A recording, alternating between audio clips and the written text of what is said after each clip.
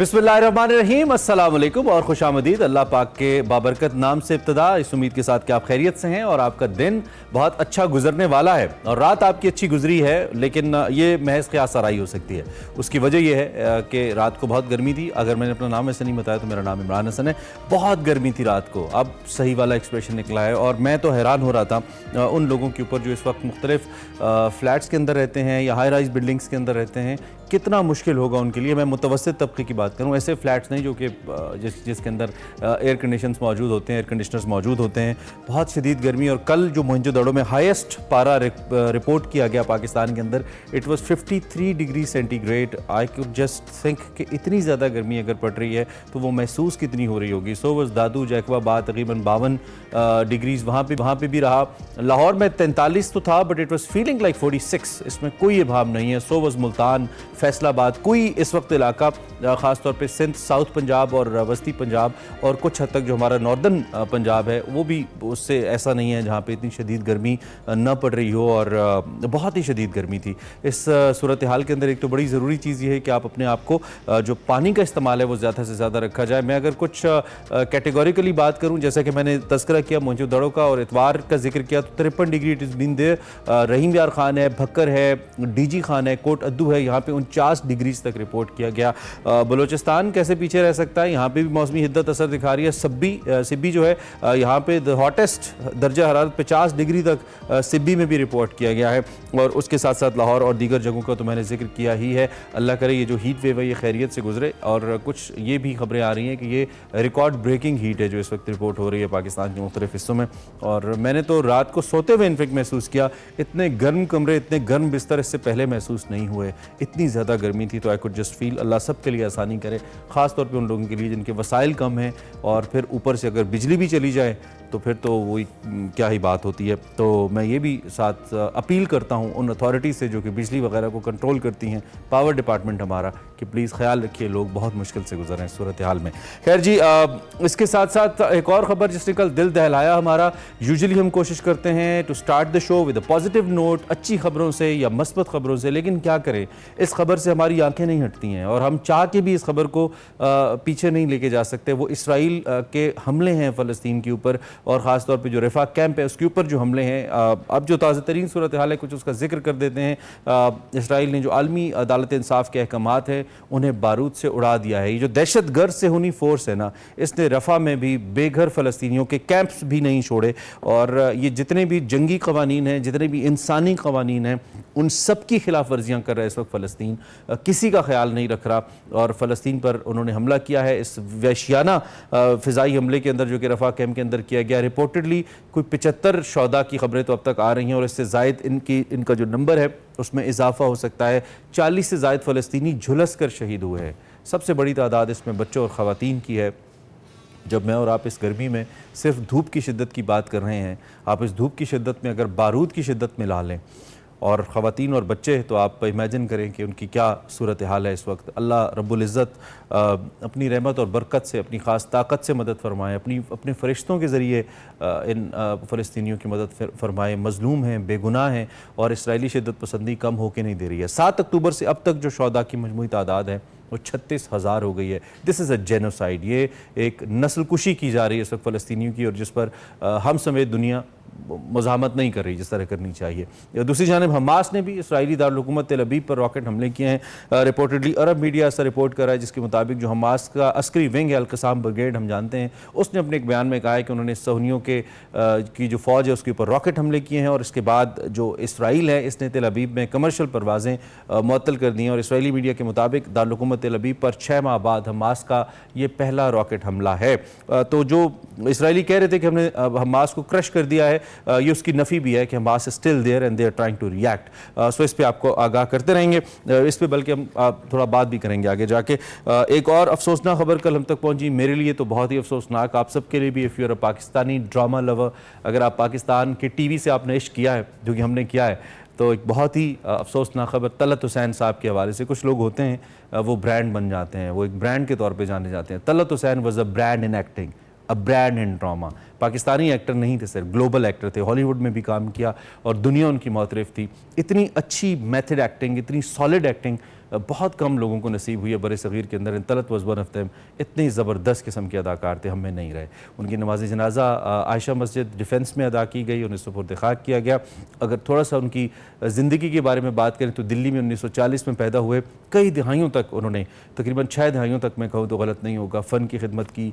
बेमिसाल dramas, television dramas, films, programmes और voice acting बहुत ज़बरदस्त की। सदाकार बहुत कमाल थे। बेहतरीन अवार्ड्स उनको दिए गए, सितारा इम्तियाज़ से लेकर प्राइड ऑफ परफॉर्मेंस तक एंड वट नॉट। लेकिन सबसे बड़ा प्राइड एक फ़नकार के लिए लोगों की तरफ से होता है जब वो दुनिया से जाए। कल हमने उनको रुखसत किया, दिल बहुत उदास था पूरे पाकिस्तान का। अल्लाह उनके दर्जात बुलंद करे, उनकी आखिरत की मंजिलें आसान करे। बहुत बड़े फ़नकार थे, हम में नहीं रहे।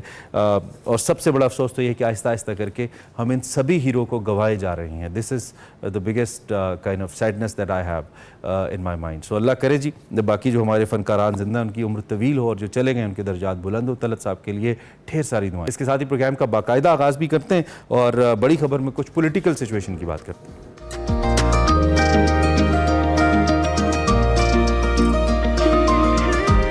एक जानिब गर्मी है और गर्मी मौसम की है, और दूसरी जानिब गर्मी है सियासत की, जिसमें शिद्दत मुझे लगता है ये मौसमी गर्मी तो आती रहती है। ये जो पॉलिटिकल हीट वेव है ना, ये कम होके नहीं देती है। इसका महकमा मौसमियात भी जो है ना वो उसने एक ही पेशगोई की हुई और वही चलती रहती है। इस वक्त सियासी जमातें यहाँ पे तनाव ही तनाव नज़र आता है।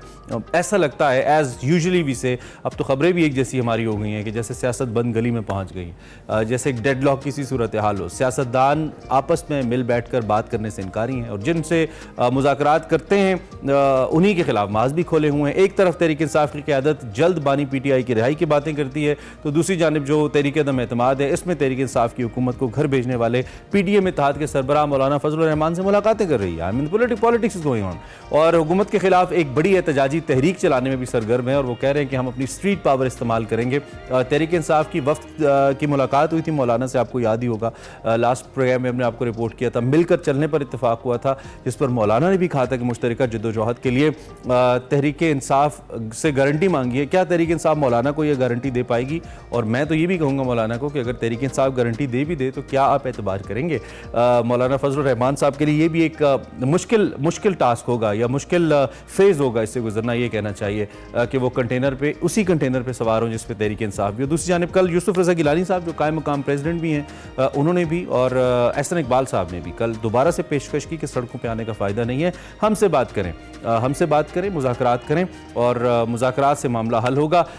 नवाज शरीफ साहब जी जून से मुल्क गिर दौरे कर रहे हैं, ये भी इंपॉर्टेंट है, और अब वो सिंध और कराची को बाकायदा तौर पे इंगेज कर रहे हैं। जरदारी साहब आपको पता है लाहौर को इंगेज करे थे प्रॉपर्ली, बिलावल हाउस एक्टिव किया था उन्होंने यहाँ पे, कुछ हद तक इसमें कामयाब भी हुए। और अब नवाज शरीफ साहब फाइनली सिंध की तरफ मुतवज्जे हुए हैं, जो हम काफ़ी अरसे से कहते हैं कि क्यों नून लीग सिर्फ एक पंजाब की जमात बन के रह गई है। वो कश्मीर GB का भी दौरा करने का इरादा रखते हैं और उनका ये है कि जी हम पूरे मुल्क के अंदर जो अपनी पॉलिटिकल पार्टी है उसको सरगर्म करेंगे। अब क्या नून लीग उतनी मकबूलियत हासिल कर पाएगी जो उनकी पहले रही है, या फिर उसको मुश्किलात का सामना होगा? This is another very important question. कल हमारे एक प्रॉपर्टी टाइकून बड़े मशहूर हैं, उनकी एक स्टेटमेंट आई, उसने भी बड़ा हलचल मचाई मीडिया के अंदर। सो ये स्टेटमेंट, इसकी टाइमिंग, इस पर भी हम बात करेंगे। We have a lot to share today जी। आपका मंडे बड़ा कलरफुल होने वाला है if you like to listen to the news. और हमारे साथ एक और न्यूज़ मेकर ही मौजूद है, शौकत पराजा साहब, सीनियर साफ़ी और तज्जियाकार।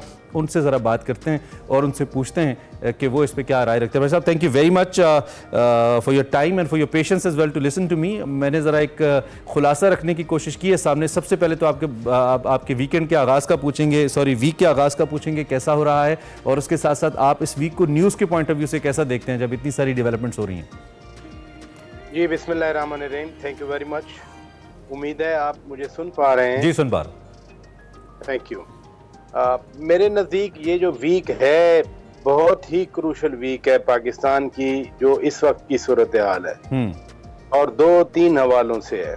नंबर 1 के 29 तारीख को इस्लामाबाद हाई कोर्ट ने कुछ बहुत बड़े लोगों को बुलाया हुआ है, बाकायदा तौर पर ज़ाती हैसियत में तलब किया है। उन्होंने कहा है कि ISI के सेक्टर कमांडर, IB के डायरेक्टर, सेक्रेटरी दिफा वो पेश हों। चलें, अदालतों के सामने एग्जीक्यूटिव पेश हुआ करती है, लेकिन जिस कॉन्टेक्स्ट में, जिस सब्जेक्ट पे बुलाया हुआ है कि आए पूरी वर्किंग हमें बताएं, मेरे लिए तो परेशान कुन ये बात है कि ISI के हवाले से सेक्रेटरी दिफा आकर कहें कि जी वो कैसे तहकीकात करते हैं, कैसे तफ्तीश करते हैं, उनका तरीकाकार क्या है। फिर 29 को ही जो खान साहब की इद्दत वाला केस है उसकी समाअत मुकम्मल होने के बाद फैसला रिजर्व हुआ है, तो 29 को ही वो फैसला सुनाया जाना है। पहले भी एक केस में खान साहब की जमानत हो चुकी है, इस केस में भी उम्मीद यही है या एक्सपेक्ट यही किया जा रहा है या जो कुछ नजर आ रहा है उसके मुताबिक इसमें भी जमानत हो जाएगी। मियां साहब की आपने खुद बात की कि मियां साहब टूर करेंगे, लेकिन 28 को मियां साहब अपनी पार्टी के फिर एक बार सदर मुंतखब हो जाएंगे जी। तो जो सबसे अहम चीज है वो तो इस वक्त एक फिजा ऐसी बन गई है कि मुल्क की एग्जीक्यूटिव और मुल्क की अदलिया ये आपस में अब एक दूसरे के साथ टकराने की तरफ उस सिमत में जा रहे हैं, और इसमें खास तौर पर अदालत के जो रिमार्क्स आते हैं और फिर जिन मौज़ूआत को या जिन सब्जेक्ट को टच किया जाता है, ये सिर्फ बात रिमार्क्स तक नहीं रही। आप ही के शहर में लाहौर में chief justice Lahore high court ने जो बात की अपनी तकरीर में, और उसके वो क्लिप्स थोड़े थोड़े शेयर हुए उससे तो खौफ आता है। और खुदा न खास्ता इस मुल्क में अदलिया और फिर इस मुल्क के इदारे आपस में अगर ये वाकई एक दूसरे को नीचा दिखाने के लिए एक दूसरे के खिलाफ टकराव की सूरत हाल पर आ रहे हैं तो बहुत ही खतरनाक है। और आज सुबह जब मैं जागा मैंने ट्विटर देखा तो वो बिल्कुल जो PTI का ऑफिशियल ट्विटर हैंडलर है आजकल, उससे तो बहुत ही अजीब किस्म की कमेंट्स होते हैं। मसलन SIFC के हवाले से पिछले हफ्ते मैंने देखा आर्मी चीफ की तस्वीर लगाकर उन्होंने क्या क्या कमेंट्स लिखे हुए थे। अब वो हमीदुर रहमान कमीशन की रिपोर्ट मुझे याद है जनरल परवेज मुशर्रफ के दौर में शाये हुई थी, सबने पढ़ी थी और वो उस पे बहुत सारे तबसरे हुए थे। अब फिर आज सारा ट्विटर का सहारा लेकर हमीदुर रहमान कमीशन के कंधे को इस्तेमाल करके आज फिर वो इतने अकाउंट से इतना कुछ शेयर किया हुआ है जिससे आप इस पूरे वीक की बात कर रहे हैं, तो मुझे ये वीक इंतहाई खतरनाक होता हुआ नजर आ रहा है। ठीक है, एक तो ये कि दोनों तरफ से आई बिलीव ये प्रेशर टैक्टिक्स इस्तेमाल हो रहे हैं। एक तो प्रेशर टैक्टिक्स इधर से ऐसे इस्तेमाल हुए कि पॉलिटिकल लीडरशिप को पकड़ा, इलेक्शन के अंदर मुश्किल सूरत हाल पैदा की, और उसके बाद हमने देखा कि जारी बात है उसने इम्पैक्ट किया। दूसरी जानिब मुझे लगता है कि यही प्रेशर टैक्टिक्स तहरीक इंसाफ के पास रह गए हैं कि सोशल मीडिया पे कैरेक्टर असैसिनेशन करें, मलाइन करें उन शख्सियात को जिनके साथ आपके पॉलिटिकल डिफरेंसेस हैं या फिर जो आपको लगता है कि सियासी तौर पे आपके जवाल के या मौजूदा मुश्किल के जिम्मेदार हैं, और जाहिर बात है उसमें वो इस्टेब्लिशमेंट को जिम्मेदार ठहराते हैं। तो ये एक ऐसा लग रहा है कि ऐसी सूरत हाल आपने बिल्कुल दुरुस्त निशानदेही की। अच्छा, दूसरी जानिब फिर क्या इसमें मुतवाज़िन सूरत हाल क्या हो सकती है? चूँकि अगर तो किसी भी इदारे की अहम शख्सियत को कोर्ट बुलाती है, आइन में तो कोई अमर माने नहीं है, उनको आना चाहिए, दुनिया भर में लोग जाते हैं, लेकिन आपने कहा कि जैसे प्रोसीजर्स के ऊपर बात हो रही है तो इसके ऊपर शायद थोड़ा मुश्किल हो जाएगा। तो बीच का रास्ता फिर क्या हो सकता है? हम इससे बिल्कुल राह फरार भी तो इख्तियार नहीं कर सकते। अगर अदालतें किसी चीज़ के बारे में जानना चाहती हैं तो दे शुड नो, इसका बीच का फिर रास्ता क्या हो सकता है जिसकी जानिब आप निशानदेही कर रहे हैं? बैरिस्टर गौहर खान खुद भी कह रहे थे परसों, अच्छी बात उन्होंने की जो PTI के चेयरमैन हैं, कि क्लैश ऑफ टाइटन बंद होना चाहिए। लेकिन मैं तो बड़े अरसे से ये टर्म यूज करता हूँ कि हम हर वक्त आखिरी मार्के के चक्कर में होते हैं कि बस ये अब आखिरी जंग है, इसके बाद जो है ना वो हम जीत जाएंगे। और वाकई जो आजकल की टोन एंड टेनर है वो तो आखिरी जंग के लग रहा है ऐसा। हाँ। बीच का रास्ता कोई नहीं है, बीच का रास्ता कोई नहीं है। जज साहब ने कह दिया उस दिन कि हम ये बराह रास्त लाइव नशर करेंगे। एक तो होता है ना इन कैमरा सेशन हो जाए, इन कैमरा बातचीत हो जाए, वो बात ही खत्म हो गई, यानी प्रोसीजर। अच्छा राज साहब, वैसे तो मुअज़्ज़ज़ अदालत का इस्तेहक़ाक़ है, मुअज़्ज़ज़ जज का इस्तेहक़ाक़ है, वो कुछ भी ओबियसली हुक्म कर सकते हैं जो उनको कानून के मुताबिक ठीक लगे और कानून उन्हें अलाउ करे। लेकिन जिस जानिब आप इशारा कर रहे हैं वो थोड़ी सी एग्रेसिव अप्रोच है कि अदालत इस हद तक जा रही है कि नहीं हमारे सामने पेश हों, एक्सप्लेन करें, जिस पे फिर हमारे वज़ीर कानून ने भी कहा कि जी नहीं ये नहीं हो सकता कि चीफ एग्जीक्यूटिव आपके सामने आए, और या अगर जज साहब का मूड ऐसा है, उन्होंने तो यहाँ तक कहा, तो मूड के मुताबिक बातें हों। तो अदालत का ये जो कुछ एग्रेसिव टोन बादियों नजर में हम कह लेते हैं लग रही है, इसकी बुनियादी वजह क्या नजर आती है आपको? जो चीफ एग्जीक्यूटिव है वो अदालतों के सामने पेश होते रहे। नवाज शरीफ कई बार पेश हुए, यूसुफ रजा गिलानी तो नाअहल हो गए 3 सेकंड की सजा की वजह से। ये कोई नई बात नहीं है, चीफ एग्जीक्यूटिव आए, चीफ एग्जीक्यूटिव को बुलाएं।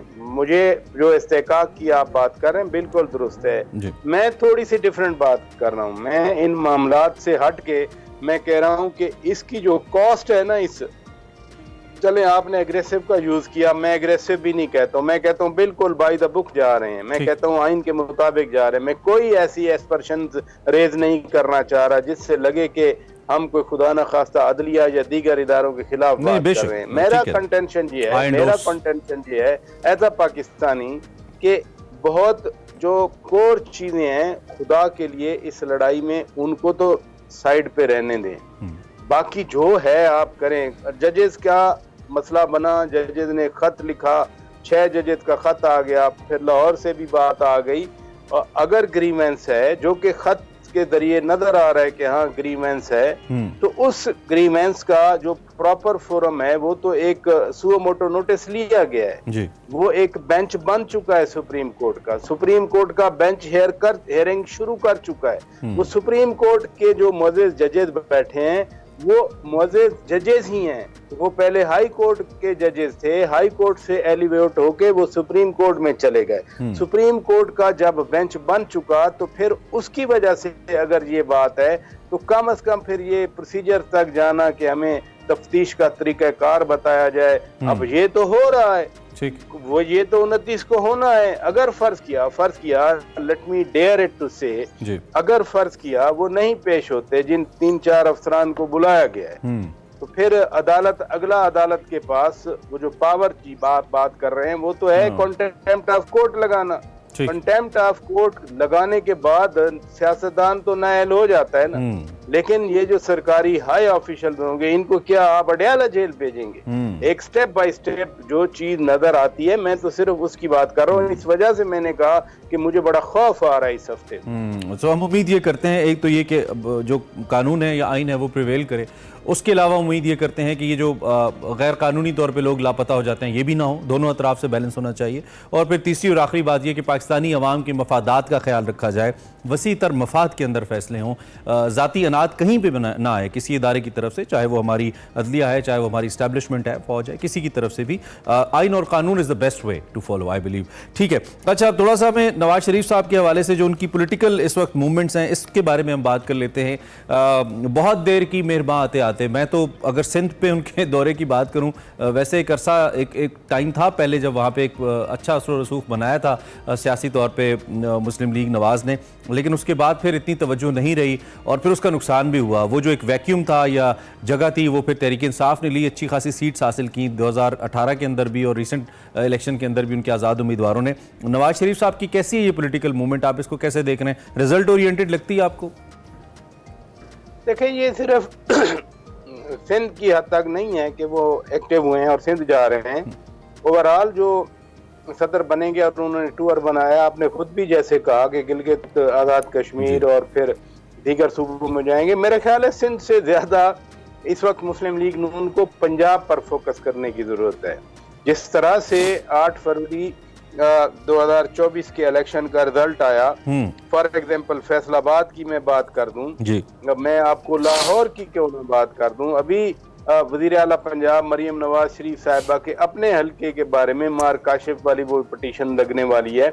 बाकी भी आप सियालकोट वाली बात देख लें कि अभी तक वो ख्वाजा आसिफ के ऊपर उन्होंने ख्वाजा आसिफ की विक्ट्री के ऊपर एक क्वेश्चन मार्क किया हुआ है। आप खुर्रम दस्तगीर खान साहब गुजरांवाला से हार गए, तो सबसे पहले तो PMLN को, मियां नवाज शरीफ को पंजाब पे फोकस करना चाहिए। पंजाब मैटर्स, पंजाब सबसे बड़ा सूबा है, पंजाब की सीटें 150 के करीब पंजाब की सीटें हैं। जो पंजाब जीत जाए वो पूरे मुल्क में हुकूमत बनाता है।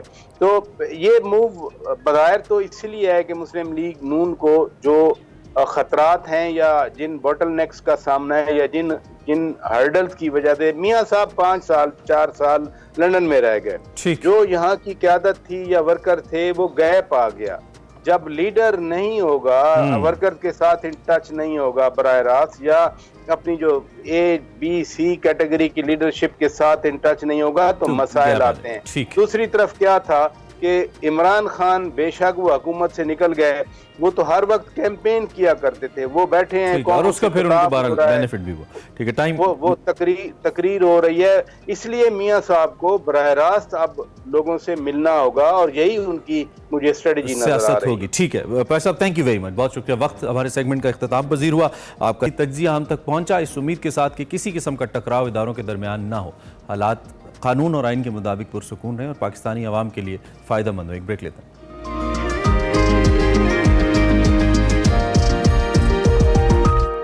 मेरे बाल आपकी तरह घने और मजबूत कैसे होंगे? मेरी तरह बालों में प्याज लगानी पड़ेगी। लगाओगी? बहुत मेहनत। Welcome back to Expresso. अब आपकी फेवरेट खबर, वैसे तो सियासत भी है लेकिन cricket is the most favourite खबर that you like us to talk about उस पर हम बात कर लेते हैं। बर्मिंघम के अंदर पाकिस्तान और इंग्लैंड के दरमियान T20 सीरीज़ का दूसरा मैच खेला गया। 4 मैचों की सीरीज़ है। पहला बारिश की नज़र हुआ था, दूसरा मैच था पाकिस्तान ने टॉस जीता, इंग्लैंड को बैटिंग की दावत दी। ये दावत ठीक साबित नहीं हुई। 20 ओवर्स में 183 रन बनाए इंग्लैंड की टीम ने, जो पाकिस्तान से बन ही नहीं सके। 183 नहीं बन सके। इंग्लिश कैप्टन जोस बटलर, उनकी 84 रन की शानदार इनिंग थी। फिर विल जैक्स थे जिन्होंने 37 रन बनाए। बेरेस्टो 21, फिल सॉल्ट 13 रन के साथ नुमाया बैटर रहे और इंग्लैंड के 183 रन के जवाब में पाकिस्तान ने भला कितने रन बनाए? 160। 160 रन। अभी 4 गेंदें रहती थी, हम थक गए, हम हाँप गए, हमारा सांस फूल गया और फिर हम ये मैच हार गए। माइकल वॉन की एक स्टेटमेंट मेरी नज़र से गुजरी, मुझे अभी तक वो हॉन्ट करी। उन्होंने कहा इससे बेहतर इंग्लैंड के जो लोग वापस आए हैं, जो प्लेयर्स उनके IPL से, वो IPL खेलते रहते। पाकिस्तान खेलने से अच्छा था कि उनको ज़्यादा अच्छा तजर्बा वहाँ पे मिलता। पाकिस्तान की अगर मैं बैटिंग की बात करूँ, माशाल्लाह बहुत ही बुरी कारकर्दगी हमारी एज यूजुअल। रिजवान साहब सीनियर प्लेयर होने के बावजूद just could score 0 run while facing 3 balls, कुछ नहीं कर सके। इसी तरह साइम अयूब मुसलसल नाकामियों का एक पोस्टर बनते जा रहे हैं, इतने टैलेंटेड होने के बावजूद नहीं परफॉर्म कर पा रहे। बाबर आजम साहब जो कि टॉप बैटर तो हैं T20 के, सबसे ज़्यादा रन तो बना बैठे हैं, मैच विनिंग बैटर नहीं बन पा रहे। अभी तक बीइंग कैप्टन उनसे ये नहीं हो रहा कि मैच को फिनिश करके लेके जाएं या ऐसी जगह तक लेके जाएं कि मैच फतह में तब्दील हो। और फिर जब इजहार किया उन्होंने अपने जज्बात का मैच के बाद, उन्होंने कहा अगर फ़खर 4-5 ओवर रह जाते तो मैच हमने जीत जाना था। मैं कहता हूँ रिजवान आउट ना होते तब भी हमने जीत जाना था। ये किस किस्म की क्रिकेट हमने खेली है और क्यों इतनी बुरी क्रिकेट हमने खेली है, इस पर भी बात करेंगे।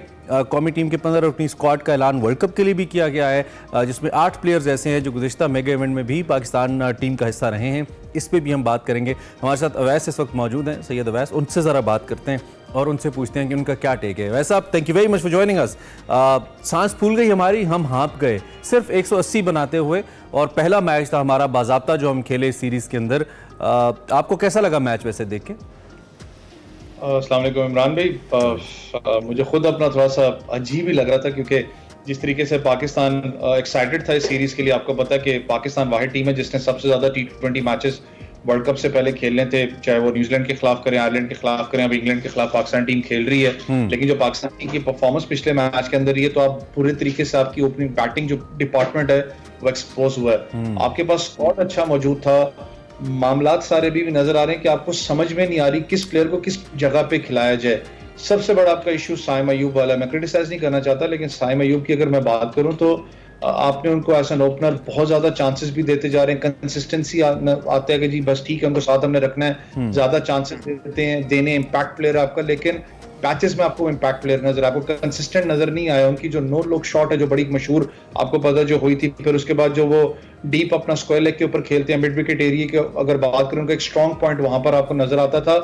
उसी चीज को दूसरी टीम्स ने वर्कआउट करके अब उनकी वीकनेस बना दी है। ज्यादातर कैच आउट वहां पर ही वो होते रहे हैं। ये चीज आपको देखनी पड़ेगी वर्ल्ड कप से पहले। आपका सारा प्रेशर ओपनिंग का आपका मिडल ऑर्डर पे आ रहा है जो कि आप बुरी तरीके से एक्सपोज हो रहे हैं, आपको नजर भी आपका आ रहा है। आजम खान की बात करूं, मैं इसको हक में था कि आजम खान को आप इतने चांसेस दे दें कि आपके पास एक पूरा केस स्टडी का प्लंदा हो कि भाई इतने चांसेस दिए थे, लड़का परफॉर्म नहीं कर सका, लिहाजा इसको टीम से हम ड्रॉप करते हैं। लेकिन आपने कहा नहीं जी, कैरेबियन के अंदर उनकी बड़ी एक अच्छी परफॉर्मेंस रही है, उस विकेट्स के ऊपर वो ज्यादा सूटेबल भी होंगे। अगर एक प्लेयर 20-25 रन कर रहा है बैट से, विकेट कीपिंग की बात, विकेट कीपिंग के अंदर वो 15 से 20 रन लूज कर रहे हैं, तो दैट मीन्स के कहीं ना कहीं वो फिट नहीं होते टीम के अंदर, तो आपने उनकी फिटनेस को भी देखना है। हाँ, और वो हमारी टेप बॉल में एक टर्म यूज होती है ना, आपने सुना होगा, टुल्ले मारने वाला, बड़े बड़े छक्के मारने वाला।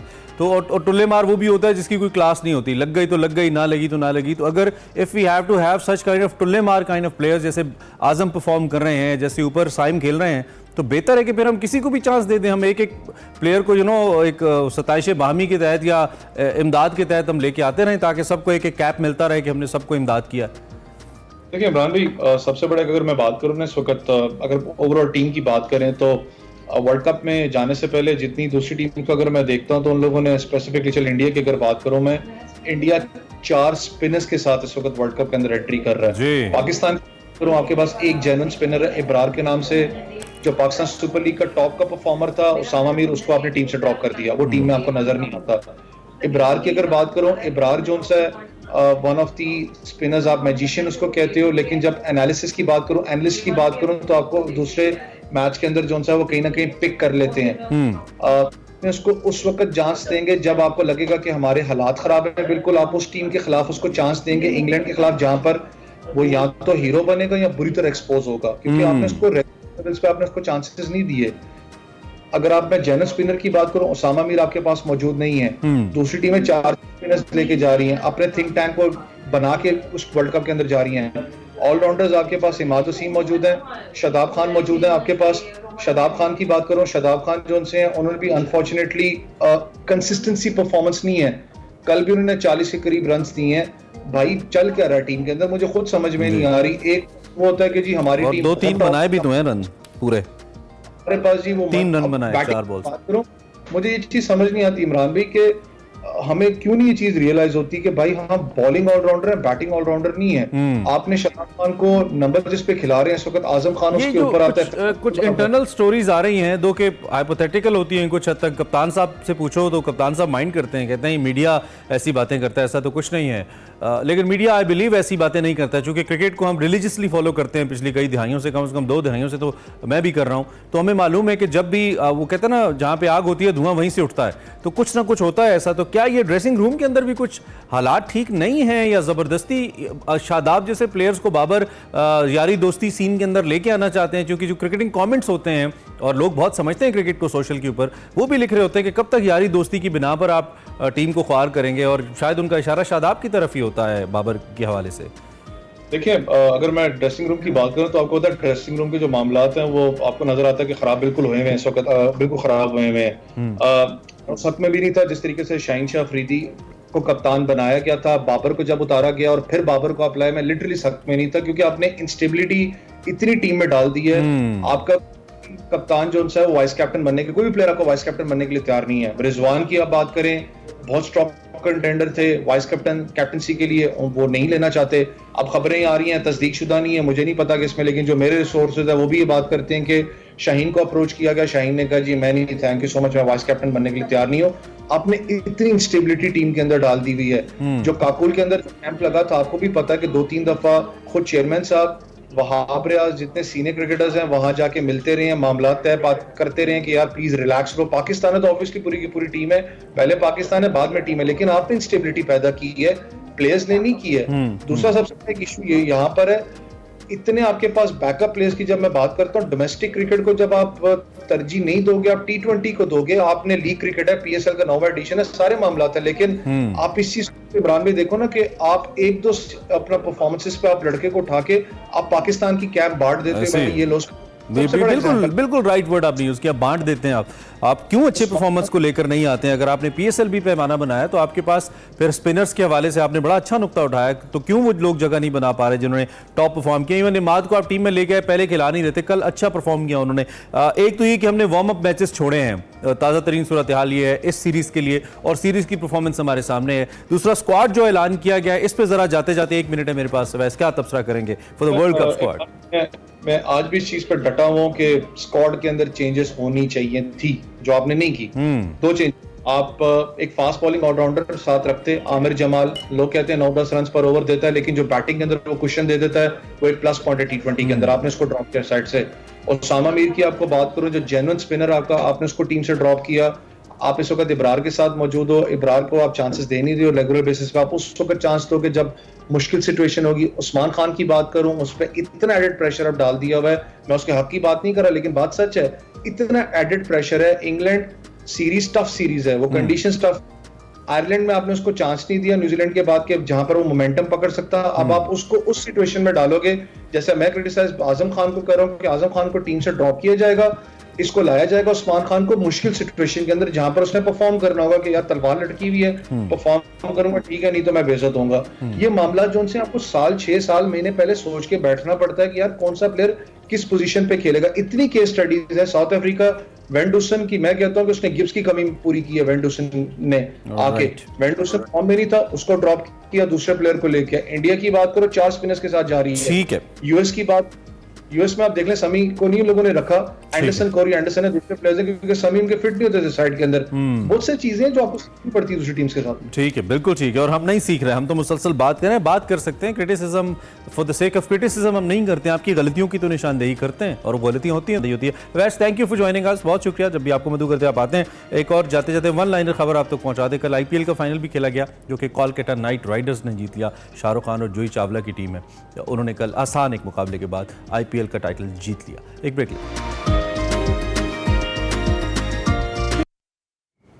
Welcome back. अब बात कर लेते हैं कुछ सरगोदा के अंदर कल एक बड़ा ही अफसोसनाक, तो मैं क्या कहूँ, शर्मनाक भी हमारे लिए, बतौर मुसलमान भी, बतौर पाकिस्तानी भी, कि हम किन रवैयों का, किन तौहीन आमेज़ रवैयों का शिकार हो रहे हैं।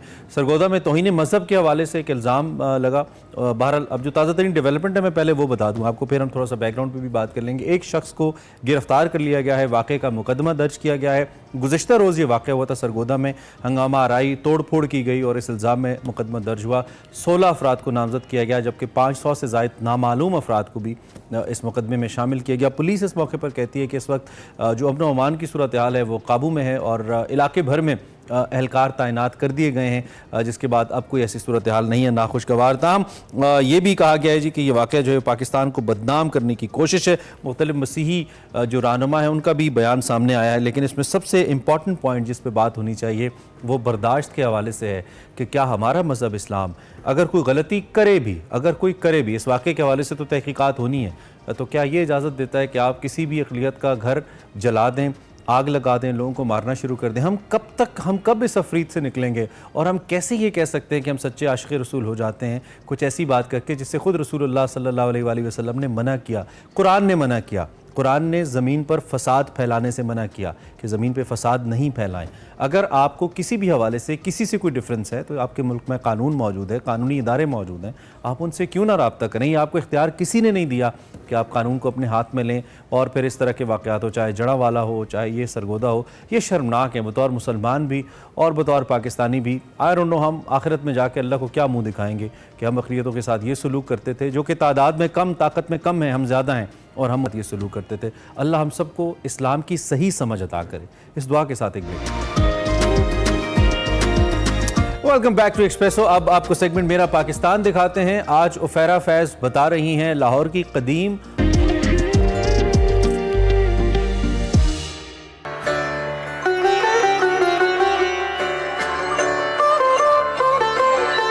ऐसे कदीमी बाजार में लेकर आई हूँ जिसे एक दौर में धोबी मंडी के नाम से जाना जाता था, लेकिन अब ये जगह जो है ये सुनहरी मंडी कहलाती है। एक वक्त में यहाँ पर कपड़े धोया जाते थे, लेकिन आजकल चारों तरफ यहाँ पर सोने का काम किया जाता है। यहाँ पर सोना बनता है और सोना बिकता है। तो आज के इस एपिसोड में हम आपको ये बताने की कोशिश करेंगे कि सोना बेचते और ख़रीदते वक्त कौन कौन से वो बुनियादी चीज़ें हैं जिनको आपने जहन में रखना है, और इसके अलावा सोना बेचते और ख़रीदते वक्त कहीं आपके साथ फ्रॉड तो नहीं हो रहा। तो आइए चलते हैं, इस बाज़ार का विज़िट करते हैं और साथ साथ आपको ये भी दिखाएंगे कि जो जेवर है वो तैयार कैसे होता है।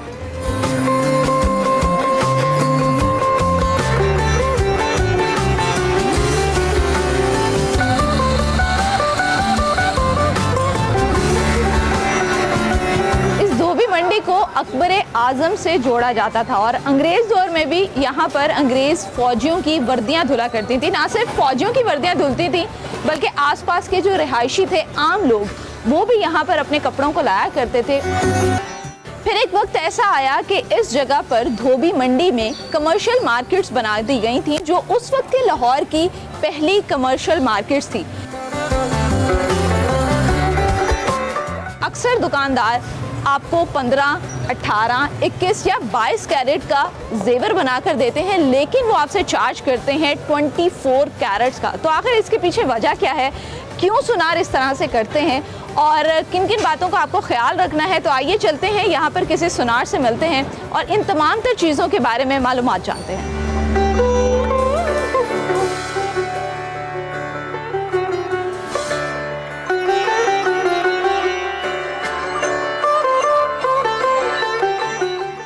अस्सलाम वालेकुम सर, कैसे हैं आप? जी अल्लाह का शुक्र।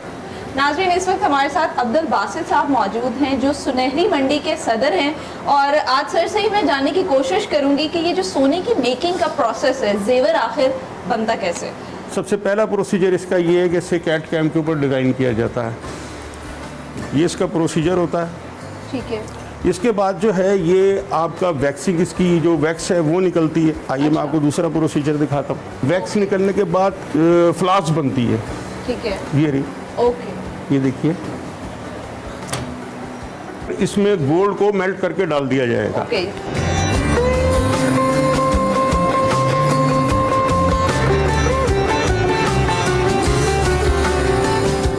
जब वो शेप आएगी तो उसका दिखाओ बेटा पीस,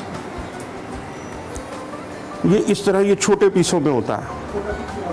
छोटा पीस दिखाइए, ये इसका छोटा पीस है। इस तरह वैक्स होके कास्ट होके ये आ जाती है और फिर इनको जोड़ के फिर इनको जोड़ के इस तरह इस शेप में आ गई। जबरदस्त।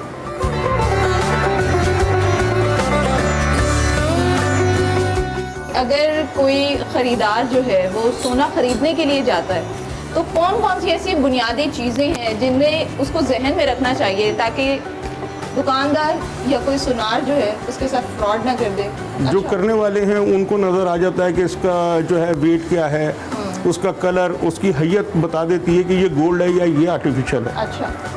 अदरवाइज जो है फिर इसके फिर मुख्तलिफ पैमाने चेक करने के, जैसे आज जदीद दौर के अंदर एनालाइजर आ गया है। कटिंग के बाद ही पता चलता है ये कितने कैरेट है, या अगर मेरे पास कोई बैंगल है मैं वैसे बेच के भी करा सकती हूं? जब ये कास्ट होगा तो जितने कैरेट का हमने कास्ट करना है उतने कैरेट का गोल्ड बना के डालना पड़ेगा। ओके।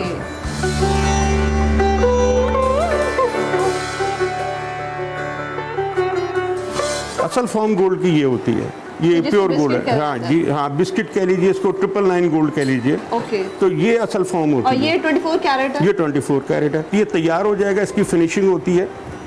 फिनिशिंग के लिए ये प्रोसीजर है, जिसको यहाँ बैठ के बच्चे फिनिश कर रहे होते हैं।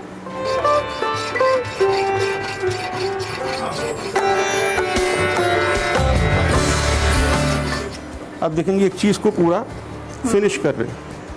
मतलब अगर कोई नोक निकली है कुछ हाँ। है तो यहाँ पर वो बिल्कुल फाइन हो जाएगा? जी, ये फाइन हो जाएगा। फाइन होने के बाद इसको फिर अगले प्रोसीजर पे ले जाएंगे, जिसे हम पॉलिशिंग सिस्टम है।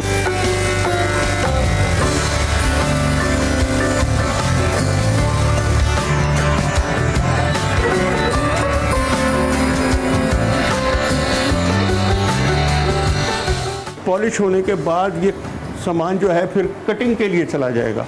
ओके। कटिंग के बाद जो शेप आएगी वो ये रेडी ये फाइनल शेप? ये फाइनल शेप। ये वो शेप है जो आप अगर किसी भी ज्वेलरी की शॉप पे जाते हैं तो वहाँ पर हाँ। आपको नजर आती है। जी, जी, लेकिन जो पीछे का पूरा प्रोसीजर है वो आज हम आपको बता रहे हैं। अच्छा सर, मुझे ये बताएं, अब ये फॉर एग्जांपल मैं एक कस्टमर हूँ, मैं आपके पास आई हूँ, आपने मुझे ये बैंगल्स का सेट दिखाया है।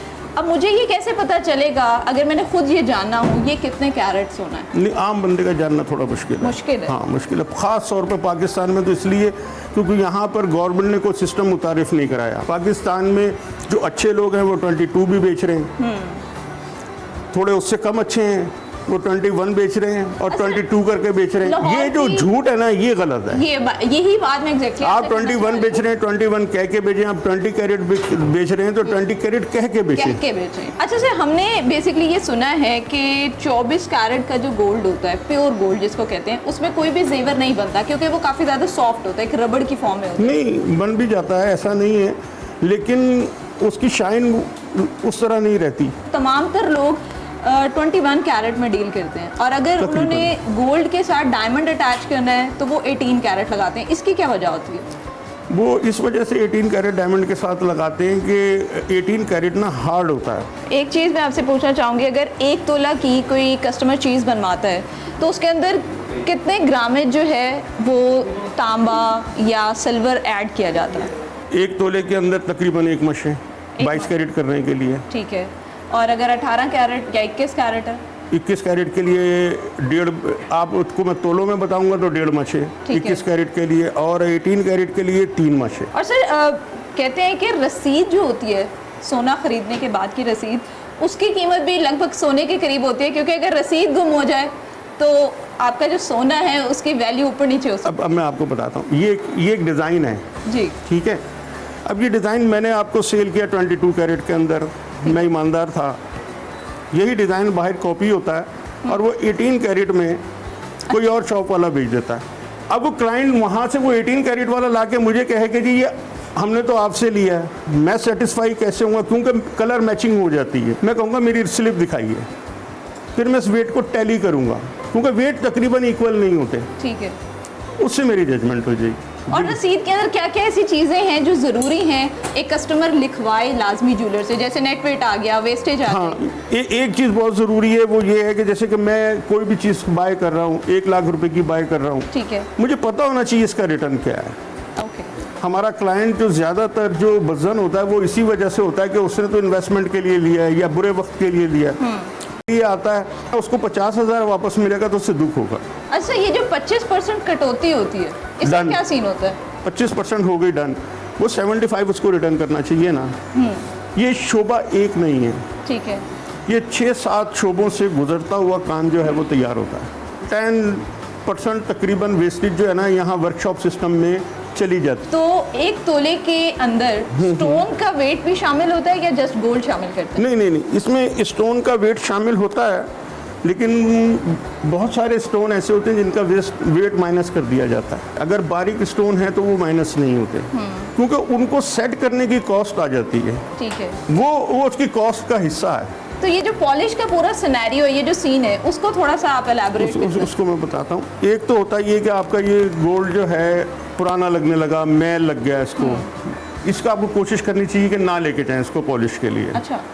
क्योंकि इसको पॉलिश में ले जाने में आपका थोड़ा बहुत नुकसान होता ही होता है। इसको घर में सर्फ ले लें, थोड़ा सा आप इसके शैम्पू ले लें, उसको थोड़ा बॉयल कर लें। बॉयल करके वो ज्वेलरी आप उसमें डाल दें। ठीक है। 5-10 मिनट उसको रहने दें उसमें, फिर उसको वो टूथब्रश ले लें, टूथब्रश से उसको साफ कर लें, क्लीन हो जी। मतलब घर में भी लोग अब पॉलिश कर सकते हैं अपनी ज्वेलरी। बिल्कुल। तो इससे जो स्टोन का कलर है या शाइन वो खराब नहीं होती? कुछ भी नहीं होता। आखिर में सबसे इम्पोर्टेंट क्वेश्चन, और वो ये कि अगर कोई इन्वेस्टमेंट के पॉइंट ऑफ व्यू से गोल्ड परचेज करना चाहता है तो आप क्या सजेस्ट करेंगे? उसको ज्वेलरी खरीदनी चाहिए या उसको ब्रिक्स बनवा लेनी चाहिए? 24 कैरेट गोल्ड लेके ही रखना चाहिए। ठीक है, क्योंकि उसकी सेलिंग बाइंग के अंदर ना 1000 रुपीज़ का फ़र्क होता है सिर्फ। Just thank you so much sir for your time. Thank you so much.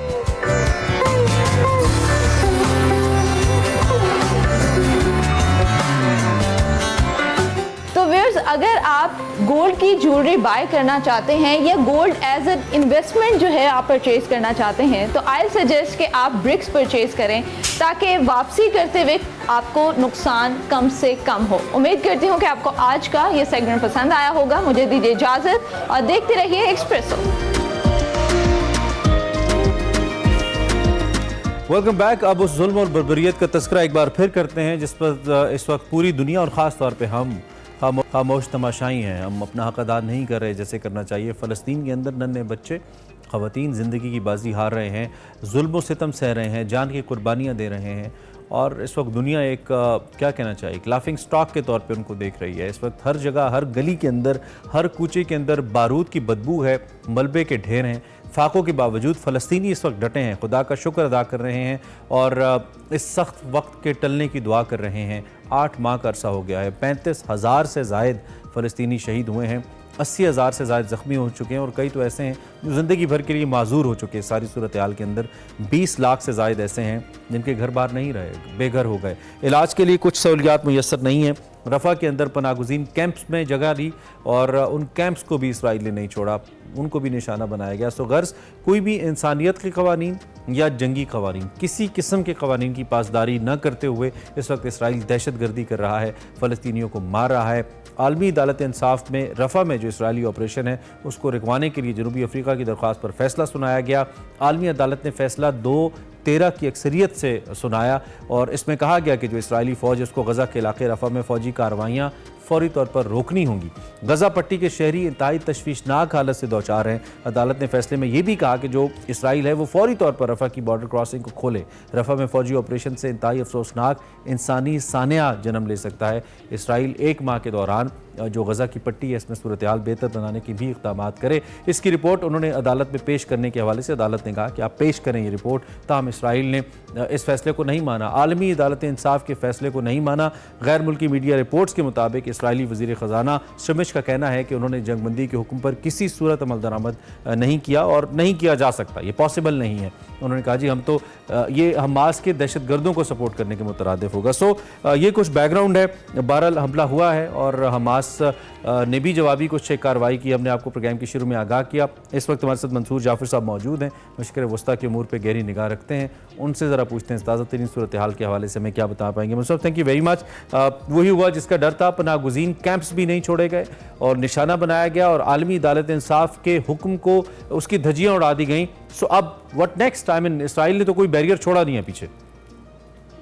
बस ये अब तो जिन आलमी इदारों के मैंडेट को और ख़ासतौर पे उनके अहकामात को इसराइल ने तजा है और अपने कदमों तले रोंदा है, अब ये उनकी मैं समझता हूँ विल का और उनकी डिटर्मिनेशन का और ख़ासतौर पे अपने इज्जत और वक़ार को बचाने का एक जो है इस मरहला दरपेश है कि अगर इस वक्त वो एक्ट नहीं करते हैं तो इसका मतलब है कि ये दुनिया में जितने भी आलमी इदारे बनाए गए हैं ये सिर्फ और सिर्फ ताकतवर धांधली वाले लोगों के लिए बनाए गए हैं। ये गरीबों के या मजलूमों की हिमायत के हवाले से या उनकी जानों का तहफ़्फ़ुज़ करने के हवाले से बुरी तरह नाकाम दिखाई देते हैं, चाहे वो आलमी अदालत इंसाफ हो मौजूदा सूरत हाल में या उससे बढ़कर अक़वाम मुत्तहिदा, लेकिन उसी की एक सब्सिडी है ये आलमी अदालत इंसाफ भी, या उससे पहले जब आलमी फौजदारी अदालत की तरफ से ये एक एफर्ट करने की कोशिश की गई कि इनके जो इसराइली क्यादत है उस पर वारंट गिरफ्तारी जारी करवाए जाएं ताकि उन्हें एक इंटरनेशनल सैंक्शन का सामना हो, तो उस पर जिस अंदाज से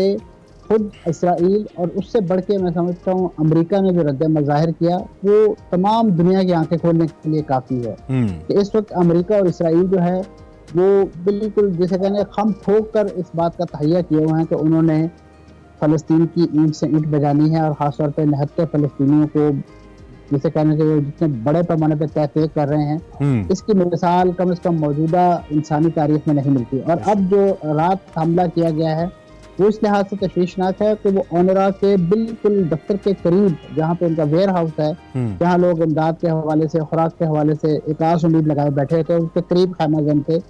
उस खैमा बस्ती को जो है वो आग लगा दी गई ताकि ये लोग जो हैं जिनके छड़ों पर वो बिल्कुल पुख्ता छत भी नहीं है वो लोग बिल्कुल बेखानमा होकर रह गए और 35 अफराद के शहादत की जो है वो इत्तला आई है। और ये मैं समझता हूँ कि इसके साथ साथ इसराइल को जो अपने इक़दामात के हवाले से जो मुँह की खानी पड़ रही है, जिस हमास को या जिन मुज़ाहमतकारों को कुचलने का वो दावा करते हैं या मिशन रखते हैं, वो उन्हें उनके 800 मीटर के फासले से उनको हिट कर रहे हैं। 800 मीटर के फासले से कल जो रॉकेटबारी की गई और इससे ऐसा लगता है मंसूर साहब कि ये जो सो कॉल्ड जंगी हिकमत अमलियाँ या कार्रवाइयाँ हैं या इसराइल की जो ताकत है अमेरिका के साथ मिलके, ये सिर्फ निहत्ते फ़लस्तीनियों पे जो जंगजू नहीं है उन पे चल सकती है, जंगजुओं का मुकाबला ये नहीं कर सकते।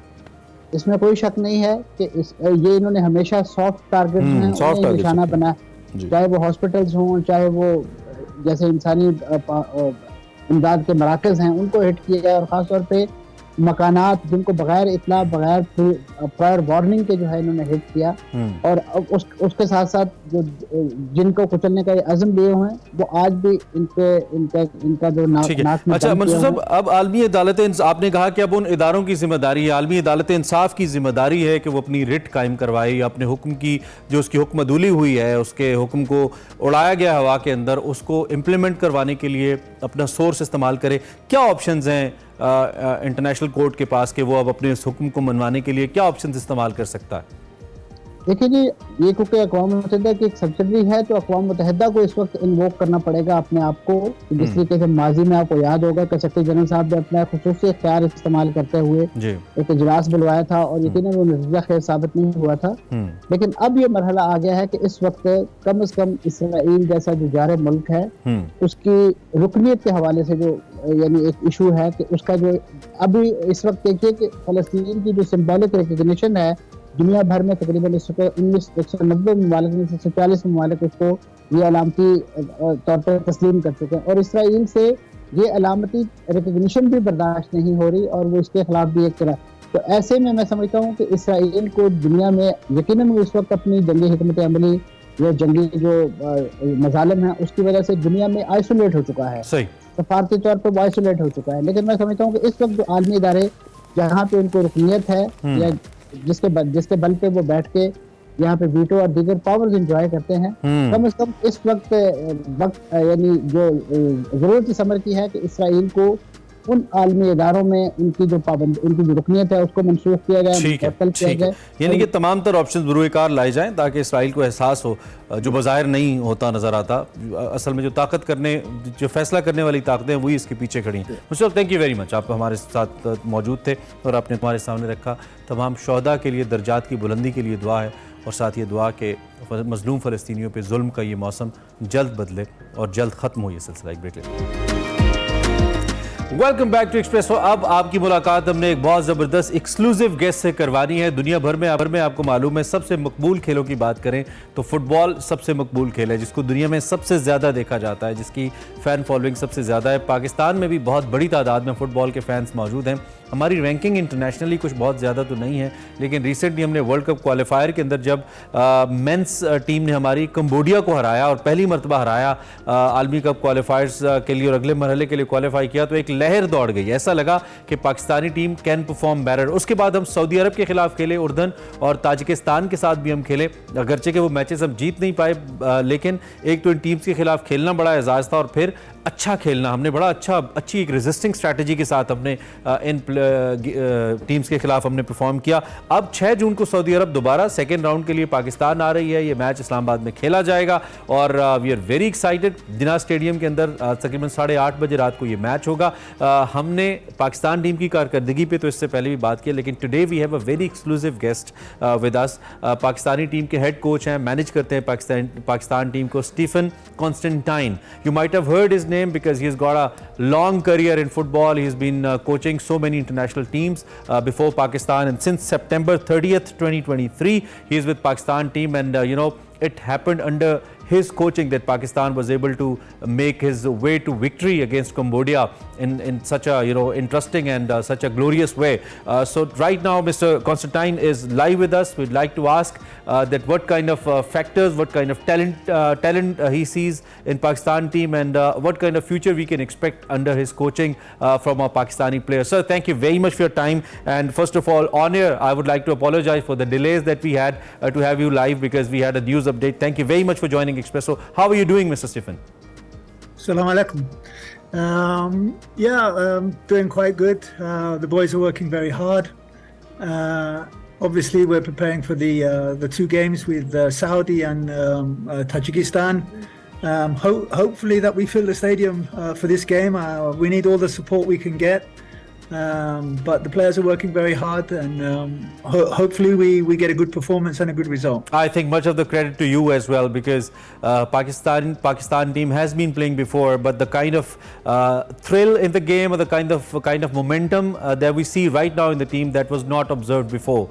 So you have got the credit as well. So how you see the structure of our team? I mean, you've been coaching Indian team, you've been coaching so many other international teams, struggling international teams, I must say. how you see the structure and how you see the talent in our players. Do they have the capacity and capability to perform better on in more international games?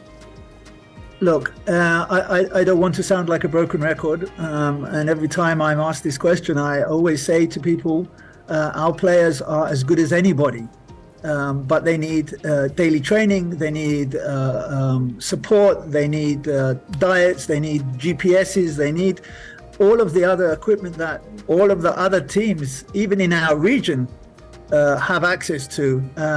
But as I said, most importantly, they need daily training, they need good coaching, and these are the things that we need to work on if we are going to climb the FIFA rankings. We cannot be expecting our players to perform to levels that they don't train to. We look at the Saudi team, they are all good players, they train every single day, lots of information for them. And for us, it's very difficult because we don't have that. Now, I'm not making excuses. I knew this when I came. I knew this would be extremely difficult, but we are starting to make progress, and that's important. So, Mr. Stephen, if I ask you about the comparison, I mean, between these two things, I just agree with you when you're saying that Pakistan team actually need, good technical side, they need GPS, you said, they need good training, good diet and all. With that, they need to have the talent that, most of the international teams or the players have, kind of stamina, the built up and all. So what is the comparison? Which is the most important thing between these two? Or you see, there should be a 50-50% balance between these two. I mean, you should have talent, you should have good stamina, good build up, good players. With that, you should have the technical side as well. How you compare these two sides? Look, I think there are four aspects to a player. It's mental, it's physical, it's technical and tactical. All of those things, you cannot have one without the other. We can be physically strong, and we do have some really strong boys. But if they're technically weak, if they're physically not able to sustain a 90-minute game, and if they're mentally not aware of what's around them, then the good thing that they have is almost wasted. Or you can have somebody who is technically very good with the ball, but he can't run, or he cannot run for 90 minutes. So, you need all four of those key components for a player. And it doesn't happen overnight. Do we have talent in Pakistan? Absolutely, we have talent. But we are not looking for it, and we are not developing it. And that is the issue, and that is my biggest problem. We need to help young coaches. We need to develop the young coaches. They will then start developing players, and then you will see from this massive population that we have players, and some of them are very good. So what are those key initiatives that you actually recommend to the authorities who can actually make a difference? That where they should start to promote the game and to make that structure that you're looking forward to? The first thing that we need is a 12-team league. Okay, that's the first thing. Right. With a 12-team league, we would play home and away. That's 22 games. Then you would split the top 6 and the bottom 6. The top 6 would play home and away. That's another 10 games. And that then qualifies us for AFC tournaments because you need 28, 29 games. Right. Then you have the bottom 6. My suggestions, if I was the guy deciding what happens in the league, no foreign players in the Pakistan league for the next 3 years so that we can develop the Pakistani players.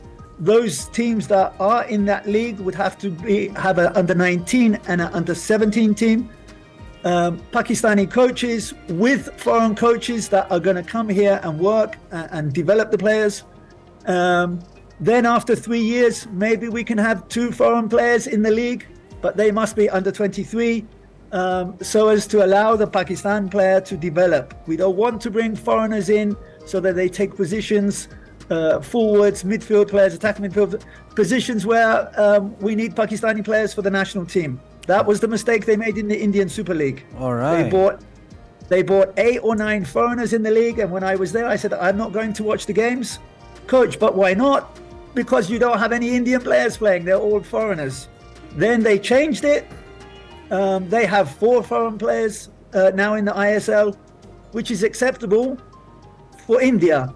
not for us. All right, We so- need to develop our own players. So you think at least for like coming 3 years, even after 3 years, no more than 2 foreign players, there should not be Yes, there, and and those- there should be a proper league, football league.